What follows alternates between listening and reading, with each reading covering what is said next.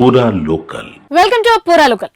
పాకిస్తాన్ పై ఆ దేశ మాజీ విదేశాంగ మంత్రి బిలావల్ భుట్టో జర్దారీ చేసిన వ్యాఖ్యలను హఫీజ్ సయ్యద్ కుమారుడు తలహా సయ్యద్ తీవ్రంగా ఖండించారు. ప్రపంచం ముందు పాక్ పరువు తీశావంటూ తీవ్ర స్థాయిలో మండిపడుతున్నారు. హఫీజ్ సయ్యద్, మసూద్ అజర్ వంటి ఉగ్రవాదులను భారతదేశానికి అప్పగించడానికి పాక్ సిద్ధంగా ఉందని బిలావల్ భుట్టో జర్దారీ చేసిన వ్యాఖ్యలపై తలహా సయ్యద్ ఫైర్ అయ్యారు. బిలావల్ భుట్టో వ్యాఖ్యలు ప్రపంచం ముందు పాకిస్తాన్ పరువు తీశాయంటూ విమర్శించారు.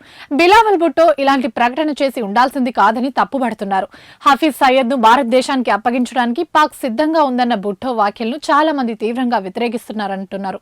భారత్ ఆందోళన వ్యక్తం చేసి లష్కరే తోయిబా అధినేత హఫీజ్ సయ్యద్, జైషే మహమ్మద్ చీఫ్ మసూద్ అజర్ ను ఇండియాకు అప్పగించడానికి పాకిస్తాన్ కు ఎలాంటి అభ్యంతరం లేదు. కాకపోతే వాళ్లకు వ్యతిరేకంగా భారత్ సాక్ష్యాలు సమర్పించాల్సి ఉంటుందని బిలావల్ భుట్టో వ్యాఖ్యానించారు. ఈ ప్రక్రియలో భారత్ సహకరిస్తే వాళ్లను ఆ దేశానికి అప్పగించడంలో పాకిస్తాన్ కు ఎలాంటి ఇబ్బంది లేదని కూడా స్పష్టం చేశారు. ఇది పాక్, భారత్ మధ్య విశ్వాసాన్ని పెంపొందించే చర్యగా బిలావల్ అభివర్ణించారు. కరడు కట్టిన ఉగ్రవాదులు మసూద్ అజర్, హఫీజ్ సయ్యద్ ను యుఎన్ఓ, భారత్ టెర్రరిస్టులుగా గుర్తించినా వీరిద్దరూ ఇంకా పాకిస్తాన్ లో స్వేచ్ఛగా తిరుగుతూ ఉగ్రవాద కార్యకలాపాలను కొనసాగిస్తున్నారని భారత్ పదే పదే వాదిస్తోంది.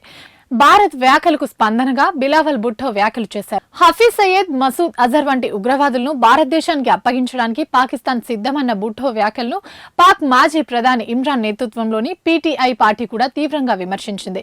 బిలావల్ భుట్టోను పరిపక్వత లేని రాజకీయ నాయకుడిగా విమర్శించింది. బిలావల్ వ్యాఖ్యలు పాకిస్తాన్ జాతీయ భద్రతను దెబ్బతీయడమే కాకుండా ప్రపంచ వేదికలపై దేశాన్ని ఇరకాటంలో పడేశాయంటున్నారు నిపుణులు.